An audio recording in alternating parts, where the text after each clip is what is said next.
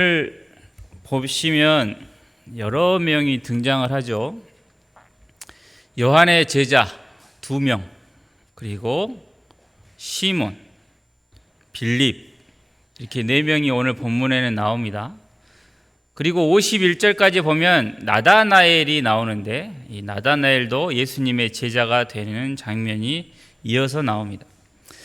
먼저 세례 요한의 제자 2사람이 예수님의 제자가 되지요. 그중 한 사람인 안드레가 자기 형제 베드로를 데리고 예수님께로 오자 베드로도 예수님의 제자가 됩니다. 또 예수님은 갈릴리로 나가시는 길에 빌립을 보시면서 나를 따르라 라고 하십니다. 그리고 그 부름받은 빌립이 나다나엘에게 또 예수님을 소개하자 그 나다나엘이 예수님의 제자가 되는 게 오늘 본문 이후에 나옵니다. 이렇게 예수님이 제자 5명을 부르신 사건이 기록이 되어 있습니다. 여기에서 우리는 예수님께서 제자들을 다양한 방법으로 부르시는 것을 보게 됩니다. 세례 요한의 2 제자처럼 스승의 말을 듣고 그리스도의 제자가 된 사람도 있고, 베드로와 나다나엘처럼 메시아를 먼저 만난 친한 사람 또는 친척이 전도를 해서 제자가 된 경우도 있습니다. 또 빌립처럼 예수님이 직접 부르셔서 제자가 된 경우도 있죠. 예수님이 제자를 부르신 사건을 우리가 보면서 그러면 우리의 부르심은 또 어떠한가에 대해서 생각을 해볼 필요가 있습니다. 예수님의 제자들처럼 우리도 아주 다양한 방식으로 부름을 받습니다. 그 다양한 부름을 크게 2가지로 나눌 수 있어요. 하나는 아주 어렸을 때부터 예수님을 믿으며 하나님께 예배를 드리며 어린 유년 시절을 지내왔던 사람들입니다. 또 다른 하나는 예수님을 전혀 모르고 살다가 어느 날 갑자기 어떤 계기로 인해서 예수님을 나의 구주, 나의 하나님으로 믿게 된 유형이 있죠. 모두가 예수님을 믿는다는 사실은 똑같은데 이 2 유형의 신자들이 서로 간에 이해를 잘 못하고 충돌하는 경우가 있습니다. 그게 뭐냐면, 왜 그런 일이 일어나냐면 어느 날, 그러니까 세상 속에서 살다가 어느 날 예수님을 믿게 된 사람들은 그 중간에 예수님을 만나게 된 그 경험이 상당히 놀라운 사건이었고 큰 것이었기 때문에 이러한 하나님을 향해서 내가 어떻게 해야 될 것인가를 생각을 하고 대개가 신앙생활에 열심을 냅니다. 아주 멋있게 신앙생활을 하는 경우가 있어요. 그들은 믿는 바대로 말씀이 들리는 대로 내가 어떻게든 행하려고 애쓰는 모습들이 있습니다. 그런데 이에 반해서 아주 어렸을 때부터 믿어온 사람들은 다 그런 건 아니지만 제가 그래와서 드리는 말씀이에요. 믿음과, 그러니까 믿는다는 것과 행함 사이에 간격이 넓은 경우가 많습니다. 다만 신앙생활 한다는 것, 교회에 가는 것, 이것이 안 가면 이상하게 돼버린 일상이 되어서 간혹 교회 안에서 시험이 들었다고 교회를 안 나가는 경우는 매우 드물죠. 교회 마음에 안 드는 게 있으면 마음에 안 드는 것을 막 불만을 토해내면서 교회는 또 나가요. 그런데 중간에 예수님을 믿게 된 사람들 쪽에서 어릴 때부터 계속 신앙생활을 해왔던 사람들을 보면 저 모태신앙들은 도대체 하나님을 믿는다는 기쁨도 감격도 없고 도대체 왜 저렇게 멍하니 교회를 다니는지 모르겠다라고 하는 것입니다. 중간에 예수님을 만난 사람들은 이 좋은 하나님을 왜 전애들은 모를까라는 생각을 하는 것이죠.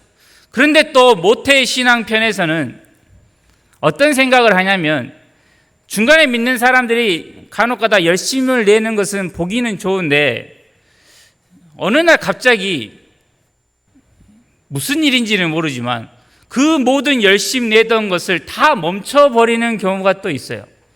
조금 알아봤더니 무슨 기분 나쁜 일이 있었다고 해서 교회를 안 나가버리고 아무도 안 만나고 아예 신앙생활을 접어버리는 경우가 있죠. 그 전에 열심을 내던 생활과 바뀌어버린 그 생활이 도저히 한 사람의 모습이라고는 생각할 수 없는 일들이 일어납니다. 그런데 이 두 유형이 우열이 있는 게 절대로 아니죠. 그런데도 서로 간에 장단점이 다 있습니다. 그런데 서로 간에 믿음에 시작된 경험이 다르기에 누가 어떻게 부름을 받았는지를 서로 비교하면서 누가 더 대단한 경험을 했는지를 따지면서 내가 더 은혜를 받았다, 하나님은 나를 더 사랑하신다라고 하며 어디 중간에 들어온 사람이 뭐라고 하느냐라고 하거나 뭐 대단한 것도 없으면서 수십 년간 뭐 했다고 지금 그런 이야기를 하느냐며 부딪히는 경우가 있다는 것이죠. 그러면 여기서 우리는 생각을 해야 됩니다. 왜 사람들이 내가 처음 예수님을 만났을 때의 그것을 처음 만났을 때 그 경험을 남들보다 더 뛰어나다고 더 대단한 것이었다라고 할까?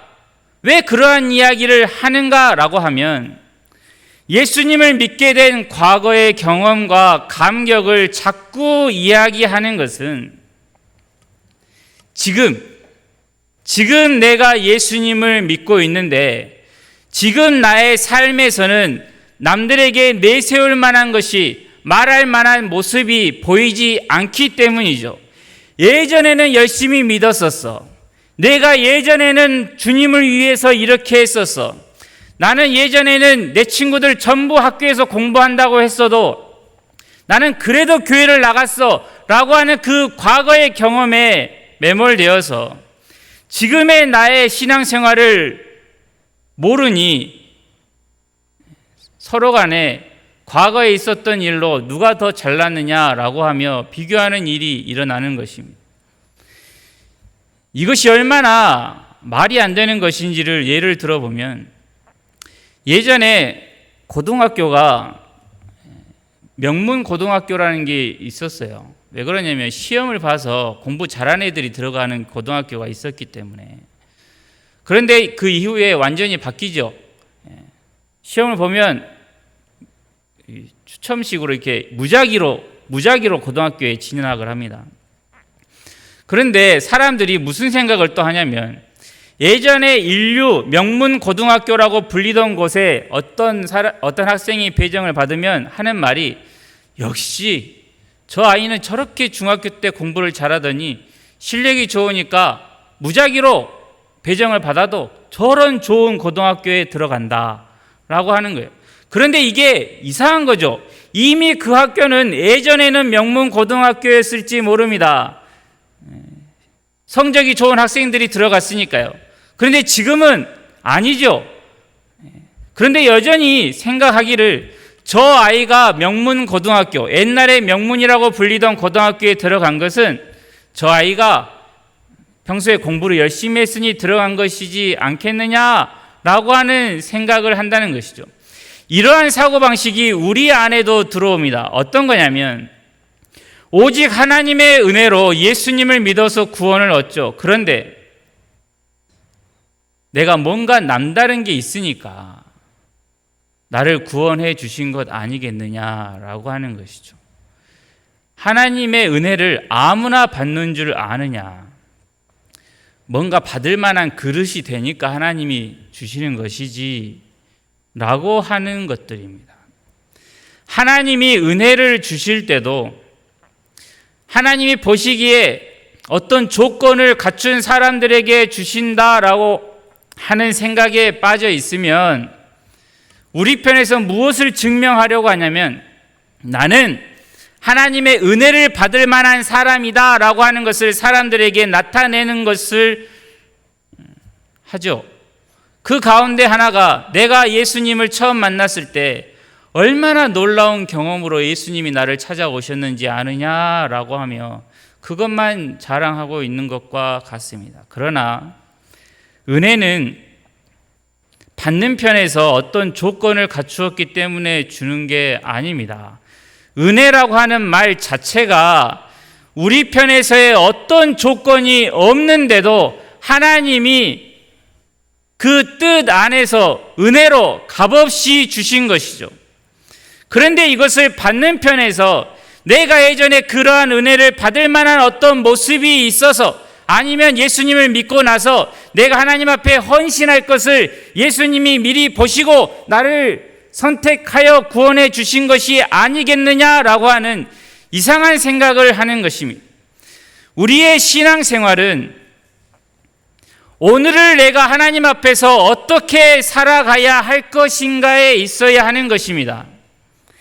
신자로서 지금 내 눈앞에 펼쳐진 내 생활과 내 앞에 있는 여러 문제를 가지고 어떻게 믿는 사람으로 이 문제들을 해결해 나가며 이 어려움 속에서 하나님을 온전히 의지하며 살아가야 할 것인가가 우리의 싸움이 되어야 하는 것이죠. 예수님을 믿은 후에 내가 지금 어떻게 정말로 하나님을 믿고 있는가? 그게 중요한 것입니다. 예수님을 언제 믿게 되었고 어떤 드라마틱한 경험, 감격이 있었는지보다 오늘을, 지금을 내가 어떻게 살고 있는지가 훨씬 더 중요한 것이죠.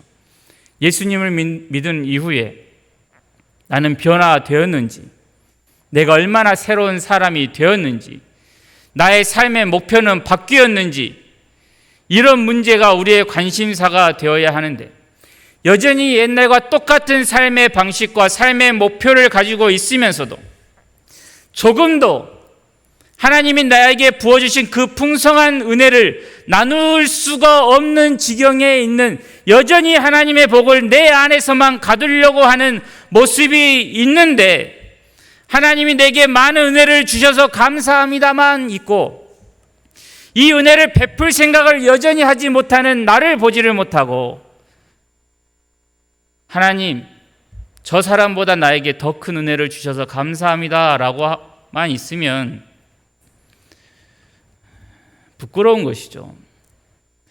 자꾸 옛날에 있었던 구원의 감격에만 집중하는 사람들이 있습니다. 바로 이 지점을 이단들이 파고드는 것입니다. 영적으로 태어나는 날 매우 중요하지 않느냐. 그러니 그 장소와 시간을, 상황을 자세하게 기록해야 마땅하다. 한번 말해 보아라. 기억이 나지 않느냐? 그러면 정말로 하나님을 만난 게 아니다 라고 하는 이단들이 있죠. 그런데 생각해 보십시오. 다 커서 입양된 경우에는 양부모님을 처음 만난 날이 다 기억이 나겠죠. 그런데 엄마 뱃속에서 나온 때를 기억하는 자녀는 없습니다. 자기가 어떻게 태어났는지를 누가 기억할 수 있습니까? 주변 어른들이 엄마다, 아빠다 하니 저분이 내 엄마인가 보다 라고 하는 거죠. 저도 그런 경험이 있습니다. 우리 엄마가 진짜 내 엄마가 맞는지 의심스러울 때가 있어요.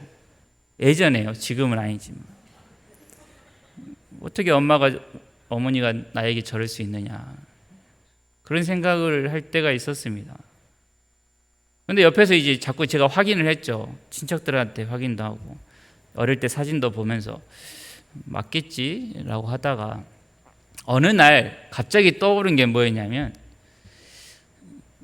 내 앞에 계신 저 분이 내 어머니인지 아닌지, 나를 낳으신 분인지 아닌지는 전혀 중요한 게 아니다라는 생각이 어느 날 들었어요.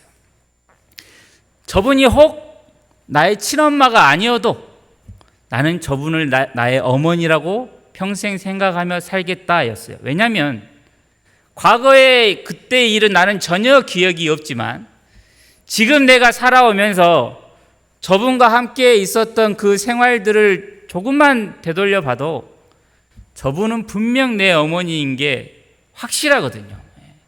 그러니까 그 태어난 날을 기억하느냐 안 하느냐가 중요한 게 아니고 지금 나와 함께 있는 저 어머니의 그 사랑과 교제의 관계가 나에게는 훨씬 중요했던 것이어서 과거의 그 일은 전혀 중요한 게 아닌 게 되었습니다.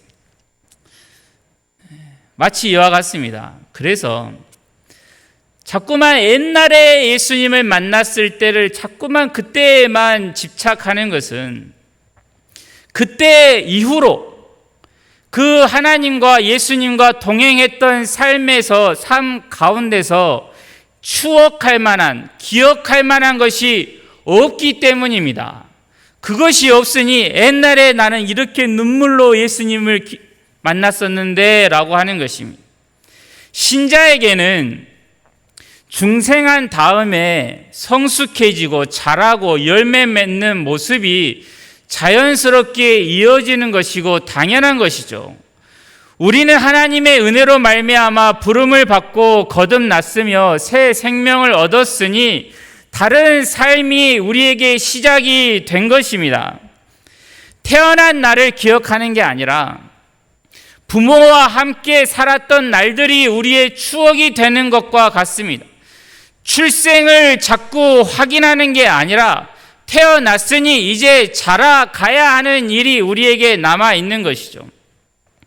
그런데도 여전히 출생 이야기만 하는 것은 출생 이후의 삶에 관심을 두지 않고 있다라고 하는 것입니다. 구원은 하나님의 은혜로 주신 선물인데도 내가 옛날에 그 은혜를 받은 것은 내게 어떤 받을 만한 모습이 있어서 내가 어떻게 했더니 하나님이 은혜를 주시더라라고 하며 그때를 추억하는 것은 구원이 마치 내게도 어떠한 이유가 있어서 내가 구원하는데 조그만한 일조를 한 것이다 라고 하는 교만과 또 하나님의 그 크신 능력을 불신하는 열매를 맺게 되는 것입니다. 요한복음 1장에 영접하는 자 곧 그 이름을 믿는 자들에게는 하나님의 자녀가 되는 권세를 주셨다 했습니다. 그 복음이 얼마나 은혜로우며 놀라운 하나님의 선물인지를 이는 혈통으로나 육정으로나 사람의 뜻으로 나지 아니하고 오직 하나님께로부터 난 것이다 라고 말씀하죠. 이 말씀은 오늘 예수님이 제자를 부르시는 사건에도 그대로 적용이 됩니다. 35절, 36절을 보시면 세례 요한이 이야기를 하죠. 요한이 자기 제자 중 두 사람과 함께 섰다가 예수께서 건의심을 보고 말하되 보라 하나님의 어린 양이로다 라고 합니다. 이 세례 요한의 이 말이 얼마나 엄청난 것인지를 출애굽 사건을 통하여 보겠습니다. 출애굽기 14장을 보면 홍해가 앞을 가로막고 뒤에서는 바로의 군사들이 추격해 오는 상황이 있었습니다. 이스라엘 백성들은 하나같이 하는 말이 이제 우리는 여기서 죽었다라고 하는 거죠. 어떻게 해야 할지를 모르는 상황에서 모세가 그 백성들 앞에 서서 선언을 하죠.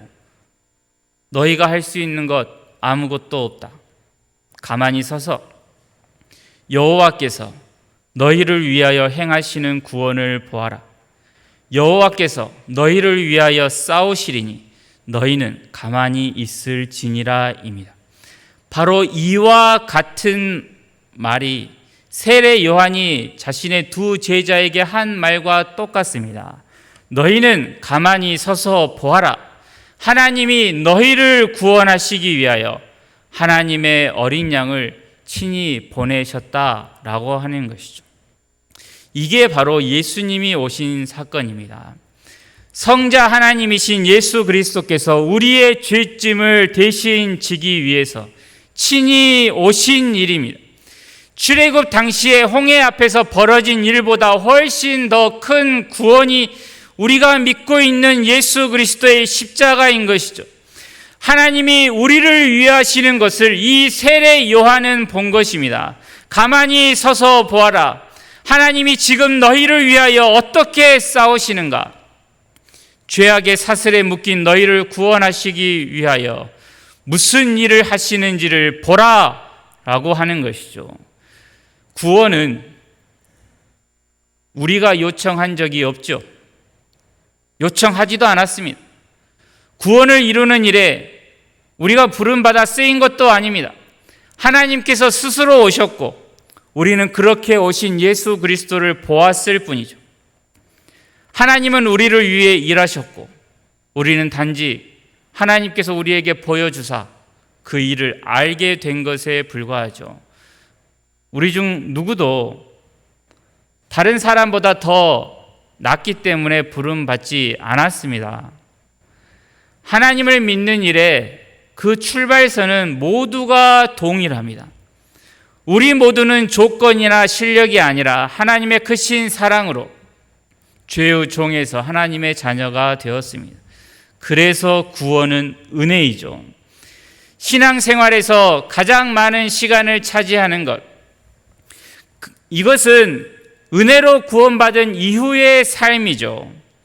이제 우리는 하나님께서 나를 처음에 은혜로 구원해 주셨으니 그 구원을 받았을 때의 나의 모습을 비교할 것이 아니라 이제 새 생명을 얻은 내가 이제 새 생활을 시작하게 되었으니 그 생활을 어떻게 할 것인가를 우리는 고민하고 생각해야 하는 것이죠. 부름받은 사건만 보면 사도 베드로나 예수님을 판 가룟 유다나 같습니다. 그러니 신앙의 출발점이 남들과는 다르고 극적이라고 해서 자랑거리로 삼을 것도 아니고 나는 언제 믿었는지도 기억도 안 난다고 해서 아쉽게 여길 필요도 없는 것이죠.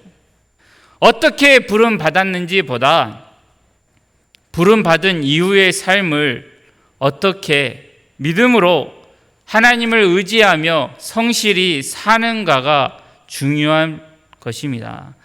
본문에 나온 예수님의 제자들을 보면 주의 길을 예비하는 자 세례 요한을 통해 그리스도를 발견한 사람도 있고 그리스도를 먼저 만난 사람이 권하여 예수님을 만나게 된 사람도 있고 예수님이 직접 찾아오셔서 부른 사람도 있습니다. 성경은 그 다양한 부르심에 우열을 가리지 않습니다. 그 믿는 사람들의 그 이후의 삶이 그 부르심이 어떠한 것인지를 증명할 뿐이죠. 예수님을 만난 사건은 누구에게나 잊지 못할 감격적인 사건이죠. 계속해서 그 아름다웠던 그 고맙고 감사했던 그때를 추억하고 싶기도 합니다. 그런데 그러한 일들이 일어난 것은 그 이후에 새로운 삶을 시작하기 위해서 그 일을 우리에게 베풀어 주신 것이고 그때를 추억하는 것은 내가 이렇게 살아서는 안 되지, 하나님이 내게 베풀어 주신 은혜가 어떠한데 내가 조금 힘들다고 멈출 수 있느냐라고 하며 다시 일어서기 위하여 기억하는 것이지, 내가 하나님 앞에 감사하며 돌아볼 체험이 그때 그 일만 되어서는 안 되는 것이죠. 예수 그리스도를 처음 만났을 때의 사건은 유일한 간증거리로 삼고 자꾸 반복하는 것은 가난한 신앙인 것입니다. 그 이후에 얼마나 많은 날들 동안에 하나님의 돌보심이 있었습니까? 참 부족한 자녀를 내치지 않으시고 늘 함께 품어주시고 오래 참아주시는 그 하나님을 우리는 받지 않습니까? 우리가 기억할 것은 예수 그리스도이시죠. 예수 그리스도 외에 구원의 길이 없다는 것과 하나님만이 온 천하의 주인이신 것을 우리는 항상 인정해야 합니다.